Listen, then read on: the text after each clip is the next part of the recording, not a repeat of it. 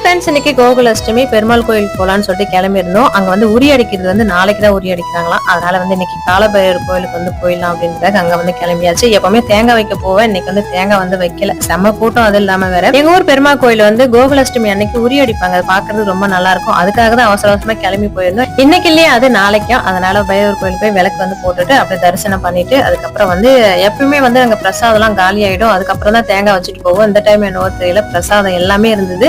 நிறைய கூட்டம் வேற. இன்னைக்கு எல்லா பிரசாதமும் வந்து கிடைச்சது. ரொம்ப நாளுக்கு அப்புறம் பிரசாதம் சாப்பிடுற மாதிரி இருந்தது. இன்னைக்கு என்னென்ன பிரசாதம் கிடைச்சதுன்னா இட்லி, சாம்பார், சட்னி, அதுக்கப்புறம் ரவை உப்புமா, சக்கரை பொங்கல், புளிசாதம் வந்து கொடுத்தாங்க. பிறகு புளிசாதம் எங்க கொடுக்குறாங்கன்னு தெரியல. இது மட்டும் தான் நாங்க வாங்கிட்டு வந்திருந்தோம். எல்லா டைமும் வந்து பாத்தீங்கன்னா இந்த இட்லியும் இந்த சாம்பார் வந்து சூப்பரா இருக்கும். அஜிக்கு வந்து ரொம்ப பிடிக்கும். இன்னைக்கு வந்து சாம்பார் வந்து சுமாரா தான் இருந்தது. ரொம்ப நாளுக்கு அப்புறம் பிரசாதம் கிடைச்சிச்சு. சாப்பிட்டுட்டு வீட்டுக்கு கிளம்பிட்டோம். இன்னைக்கு கோகுலாஷ்டமி எங்களுக்கு இப்படிதான் போச்சு. உங்களுக்கு எப்படி போச்சுன்றதை கமெண்ட்ல சொல்லுங்க.